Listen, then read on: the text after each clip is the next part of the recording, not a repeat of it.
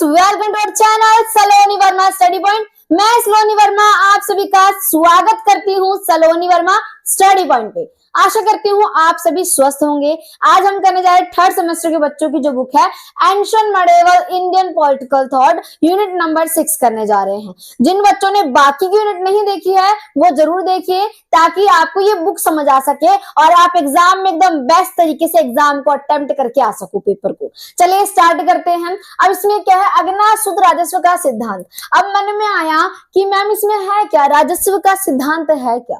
अब समझते हैं। राजस्व यानी एक देश के अंदर आप देखते हो कि सुरक्षा की आवश्यकता होती है, बाहरी तथा आंतरिक। कुछ इसी प्रकार से एंशिएंट टाइम की बात कर रहे हैं हम। प्राचीन समय में साम्राज्य जो थे उसमें किस प्रकार से एक राजा की अवधारणा उत्पन्न हुई, राजा की आवश्यकता महसूस होने लग गई। किसकी? एक राजा की आवश्यकता किसे महसूस हो रही है? प्रजा को महसूस हो रही है। किस प्रकार से हो रही है अब हम समझेंगे। एक राजा क्या करेगा? सुरक्षा देगा। किसे देगा? प्रजा को देगा। और वो इसके बदले में क्या देंगे? उन्हें अनाज देंगे, यानी कि अन्न देंगे, अन्न का कुछ अवशेष प्रदान करेंगे। यही बात है ना इसके अंदर। तो आप देखोगे कि हमने जितने भी चैप्टर पढ़े अभी तक, यूनिट नंबर 1 जो पढ़ा था उसमें आपने पढ़ा था मनु के बारे में। अब मनु के द्वारा मनुस्मृति लिखी गई थी जिसमें बताया गया था कि समाज को, साम्राज्य को कितने भागों में बांटा गया है। इसी प्रकार से बृहस्पति ने बताया था कि ये जो वर्ण व्यवस्था है वो एक देवी व्यवस्था है, यानी देवताओं के द्वारा बनाई गई व्यवस्था है, जिसमें आपने देखा था ब्राह्मण, क्षत्रिय, वैश्य, शूद्र, यानी समाज को 4 वर्णों में बांटा गया था। कुछ इसी प्रकार से आप ये समझने वाले हो कि राजस्व के सिद्धांत के अंदर एक साम्राज्य में राजा की आवश्यकता किस प्रकार से महसूस होती है। अच्छा, आप देखोगे जो आपने शुक्राचार्य के द्वारा शुक्र नीति का निर्माण किया गया था और बृहस्पति ने बृहस्पति स्मृति का निर्माण किया था। इन सभी किताबों में बस बताने का एक ही अभिप्राय है कि साम्राज्य के अंदर, एक साम्राज्य में, एक राज्य में राजा की उत्पत्ति किस प्रकार से महसूस हुई। मगर इनकी अवधारणा अब अलग है थोड़ी सी, वो आपको समझना है। इस यूनिट में आप देखोगे कि जो ये बौद्ध धर्म है, यानी जो महात्मा बुद्ध जी के द्वारा बौद्ध धर्म की स्थापना की गई थी, और इसमें आप देखोगे जो बाहरी आडंबर है, बाहरी आडंबर का मतलब जो पशु बलि है, व्यर्थ का जो व्यय किया जाता है, पैसों को खर्च किया जाता है, उससे परे महात्मा बुद्ध के द्वारा धर्म के बारे में बताया गया था और कहा गया था अगर सच में आपको ईश्वर की बंदगी करनी है, ईश्वर का पूजन करना है तो सच्चे दिल से कीजिए, आत्मा से कीजिए, आपको बाहरी आडंबरों की आवश्यकता नहीं है। अब जो ये गरीब लोग थे जिन्हें महसूस होने लग गया था कि जो हिंदू धर्म है, सनातन धर्म है, उसमें रहना उनका मतलब मान लीजिए कि रहना बहुत मुश्किल हो गया था। किस प्रकार से? क्योंकि उसमें बलि हो रही थी, व्यर्थ के पैसे खर्च होना, तो ये सब चढ़ावा ओढ़ावा के लिए गरीब लोगों के पास इतना पैसा नहीं होता था। जब बौद्ध धर्म आया तो लोग इसे देख के बहुत ज्यादा अट्रैक्ट हो गए, आकर्षित हो गए और उन्होंने बौद्ध धर्म को अपनाया। अब बौद्ध धर्म में आप देखोगे कि इनकी क्या अवधारणा है। अब बौद्ध धर्म में ये मानना है कि पहले जो साम्राज्य था, यानी क्या था, साम्राज्य में एकदम शांति थी, लोग एकदम खुशी से जिंदगी व्यतीत कर रहे थे, कोई दुख नहीं था। अब कहीं ना कहीं लोगों ने ना चावल की खेती, यानी उच्चतम चावल की खेती शुरू कर दी और लोगों को चावल बहुत पसंद आया खाने में। जब चावल पसंद आया तो देखा गया साम्राज्य में चावल का अभाव है। किसका अभाव है? चावल का अभाव है। अब लोगों ने सोचा जब चावल का अभाव है क्यों ना कृषि कर ली जाए। कृषि का मतलब क्यों ना खेती को बढ़ावा दिया, यानी चावल की खेती की जाए। यहां तक सब सही चल रहा था। अचानक ही जो लोग खेती कर रहे थे, कुछ लोग ऐसे हैं जो ये सोचते हैं क्यों ना हम दूसरों के खेतों से जो अनाज है उसे चुरा ले, चावल के कुछ अंश को चुरा के अपने खेत में डाल ले, किसी को पता नहीं चलेगा। यहाँ से चोरी का आरंभ होता है। अब जब चोरी कर रहा है कोई इंसान, एक दिन चोरी करेगा, 2 दिन चोरी करेगा, एक ना एक दिन पकड़ा जरूर जाएगा, है ना। तो वैसे ही जब वहां के साम्राज्य के लोग उस व्यक्ति को पकड़ लेते हैं, उसे बहुत ज्यादा ही मारते पीटते हैं, तो वो ये स्वीकार करता है कि मैं यह गलती दोबारा नहीं करूंगा, मगर ऊपरी मन से स्वीकार करता है, वो दोबारा से वही गलती वो दोबारा करता है, यानी अब वो चोरी करता रहेगा। ऐसी स्थिति में अहिंसा आ गई, यानी आप देखोगे अहिंसा नहीं हिंसा आ गई। पहले जो साम्राज्य में अहिंसा थी, लोग शांतिपूर्ण तरीके से जीवन बिता रहे थे, बिना लोभ लालच के एक दूसरे की मदद करते थे, बंधुता की भावना थी, एकता की भावना थी, वो नष्ट हो चुकी है, समाप्त हो चुकी है। यानी अब क्या हुआ, चोरी करना शुरू कर दिया, और क्या आ गई इसके अंदर, आप देखोगे साम्राज्य के अंदर लोगों ने चोरी किया और जो साम्राज्य है वो अस्त व्यस्त हो गया। हिंसा का आ जाना, किसका आ जाना, हिंसा का साम्राज्य में आ जाना। अब लोगों को क्या महसूस होगा कि अब बार बार लोग चोर को पकड़ने में सफल नहीं हो पाते हैं, कभी कभार पकड़ पाते हैं, अहिंसा होती है, जब चोर को मारेंगे तो वो नहीं चाहते हैं कि वो हिंसा करे किसी प्रकार की, वो चाहते हैं कि अहिंसा यानी कि बिना युद्ध किए, बिना किसी को मारे पीटे जीवन को व्यतीत किया जाए। तो ऐसे में अब क्या लगा लोगों को कि क्यों ना एक ऐसा व्यक्ति हो जो कि उनकी रक्षा कर सके। अब थोड़ा सा आपको समझना पड़ेगा। अब आपके मन में, मैम राजा तो उसे कहेंगे जिसके सर पे एक मुकुट होगा और बहुत सारे उसके पास पैसे होंगे और उसके पास क्या है, अन्न भंडार होगा, यही मानना है आपका, खजाना होगा। ऐसा कुछ नहीं है। राजा वो बहुत, मान लीजिए बहुत बड़े लेवल के राजा हो गए। अगर बात की जाए, इसमें एक साधारण व्यक्ति को चुना जाता है, यानी जो उच्च जाति का हो और उसके पास ज्ञान भी हो, कुशलता भी हो, योग्य भी हो, धैर्यवान भी हो और वो सही निर्णय तरीके से ले सके। तो अब मान लीजिए क्या पता एक व्यक्ति को ले लिया गया, यानी जो मठ होते हैं उसमें किसी को सरदार बना देना, ये मान लीजिए। अब सरदार के पास शक्ति आ गई। अब धीरे धीरे जो सरदार है वो शक्तिशाली हुआ और उसी का रूप राजा का रूप आ गया। जब वो शक्तिशाली हुए तो वो क्या बन गए, राजा बन गए। जिनके पास, जो आप सोच रहे थे राजा के पास सिंहासन होगा, अब वो सब होने लग गया उस व्यक्ति के पास। किस प्रकार से, लोगों ने सोचा कि अगर ये व्यक्ति यानी जो राजा है वो हमारी रक्षा करेंगे, क्या करेंगे, अगर वो हमारी रक्षा करेंगे, हमें प्रोटेक्ट करेंगे, हमारी सेफ्टी करेंगे, साम्राज्य की कुशलता के बारे में सोचेंगे, तो हम उन्हें अनाज का कुछ अंश देने के लिए तैयार हैं, है ना। अब वो अनाज का अंश देने के लिए तैयार हो गए। अब जब उस व्यक्ति को अनाज का अंश सभी लोग देंगे साम्राज्य के, तो वो अमीर तो होगा, उसके पास कुछ पावर की आएगी। अब मुझे जरा बताइए कि अगर किसी इंसान को आपने बोल दिया कि आपके पास ये शक्ति है, आप देश को चलाइए, कोई शक्ति ही नहीं है आपके पास, कोई सुनेगा आपकी, नहीं सुनने वाला। कुछ इसी प्रकार से साम्राज्य होता है। साम्राज्य में राजा की उपाधि दे दी गई, राजा के पास धन भी होना चाहिए, योग्यता भी होना चाहिए, राजा कुशल भी होना चाहिए और धैर्यवान भी होना चाहिए। यानी राजा ऐसे ही नहीं किसी भी व्यक्ति को बना दिया जाए, वो कौशल भी होना चाहिए ताकि वो सही तरीके सही निर्णय ले सके। क्योंकि जो चोर है, जो मान ली दूसरा व्यक्ति है, ये नहीं कि उसे बहुत ही कठोर दंड दे दे या एक साधारण दंड दे दे, यानी वो राजा अपने विवेक का उपयोग करके सही तरीके से निर्णयों को ले।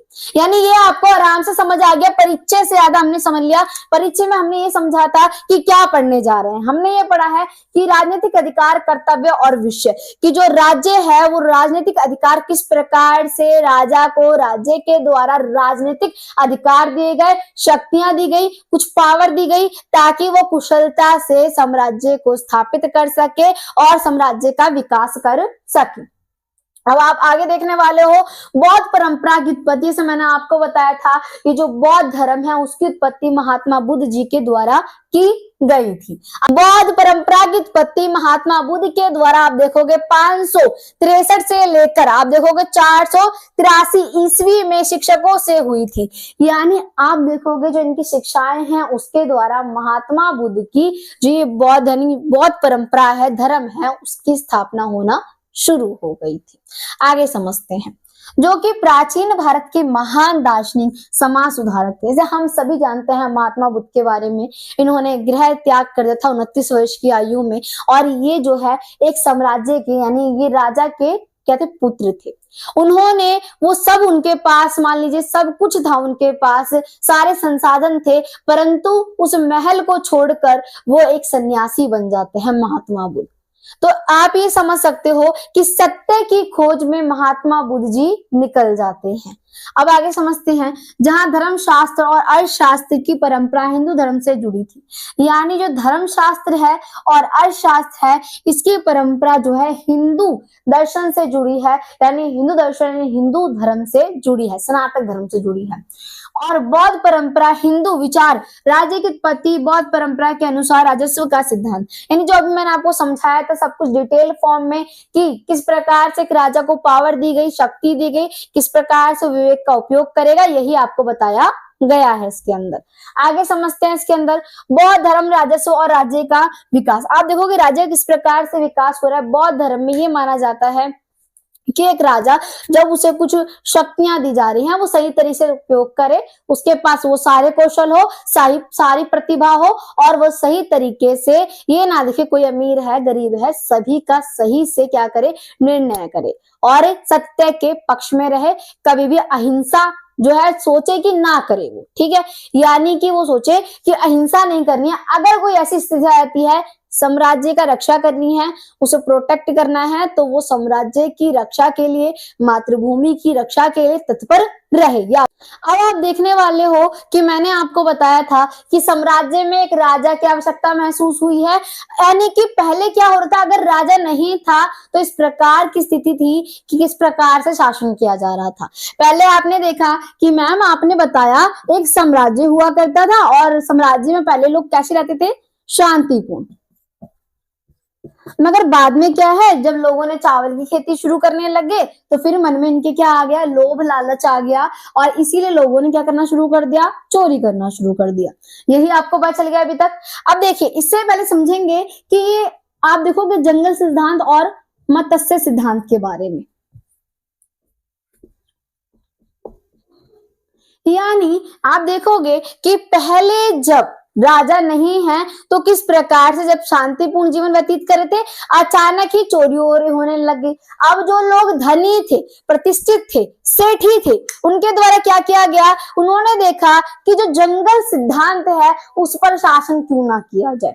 जंगल सिद्धांत में क्या होता है, एक बहुत मान लीजिए जो शक्तिशाली व्यक्ति है वही जंगल का राजा बनता है, यानी कि शेर। कुछ इसी प्रकार से साम्राज्य में जो धनी है, शक्तिशाली है, वो निर्बल व्यक्तियों को दबाएगा और फिर क्या करेगा, शासन करेगा। किस पे करेगा, साम्राज्य पे करेगा। इस प्रकार से लोगों का दमन किया जा रहा था, और लोगों को बताया गया कि जो हमेशा शक्तिशाली व्यक्ति होते हैं, वीर व्यक्ति होते हैं, वो हमेशा निर्बलों को दबाते हैं। इसी प्रकार से आप देखोगे मत्स्य सिद्धांत।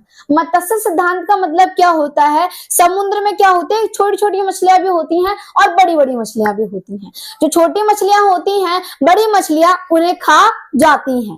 कुछ इसी प्रकार से आप देखने वाले हो, जो ये कहीं ना कहीं निर्बल लोग हैं, दुर्बल लोग हैं और कमजोर लोग हैं, गरीब लोग हैं, इनको कौन दबा रहा है, कौन शोषण कर रहा है, इनका शोषण धनी लोगों के द्वारा किया जा रहा है, धनी जमींदारों के द्वारा किया जा रहा है, और ये अपने आप को स्वयं को ही शक्तिशाली समझते हैं, सर्वश्रेष्ठ समझते हैं, और ये सोचते हैं कि यही साम्राज्य के राजा हैं। तो इसीलिए ऐसी स्थिति होने के कारण, सब कुछ अस्त व्यस्त होने के कारण लोगों के मन में आक्रोश आ गया, विद्रोह आ गया, और लोगों ने सोचा अब तो हमें सच में एक ऐसे व्यक्ति की आवश्यकता है जो कि हमारी रक्षा कर सकते। तो आपको ये भी समझ आ गया इसके अंदर कि किस प्रकार से साम्राज्य का विकास किया जाएगा, उसे आगे बढ़ाने की धारणा को रखा जाता है।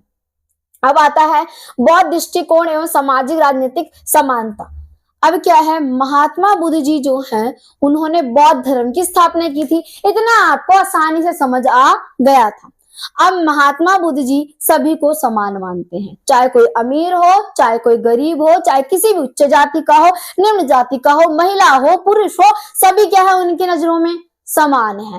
तो कुछ इसी प्रकार से इसी सिद्धांत को अपनाते हुए एक राजा को भी सभी प्रजा को समान समझना चाहिए, यानी कि सबको अपनी औलाद के समान समझना चाहिए, उनसे प्यार करना चाहिए और हमेशा उनका साथ देना चाहिए, यानी सत्य का साथ देना है। और क्या करना है कि जो हिंसा है उसे बढ़ावा ना देके अहिंसा को बढ़ावा देना है, कि हिंसा ना करना और साम्राज्य का विकास करना, ताकि सभी लोग साम्राज्य में खुश रह सके।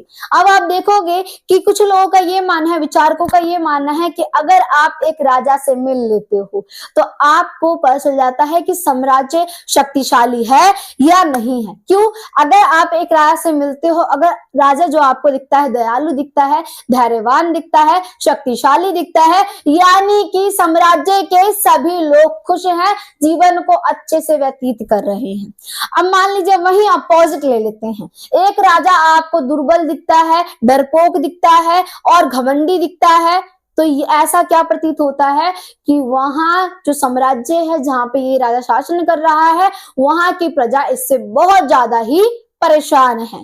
तो आपको ये समझ आ रहा है कि किस प्रकार से बताया गया है। कई सारे जो विचारक आते हैं, दार्शनिक आते हैं, वो अपने विचारों को प्रस्तुत करते हैं। कुछ का ये मानना है कि स्टार्टिंग से ही साम्राज्य में जब राजा नहीं था तो अस्त व्यस्त जीवन था, यानी लोग जंगल सिद्धांत तथा मत्स्य सिद्धांत के द्वारा ही साम्राज्य का शासन कर रहे थे और वहां की जनता परेशान थी। फिर उन्होंने यह निश्चित किया कि क्यों न एक ऐसा व्यक्ति जो रक्षा कर सके।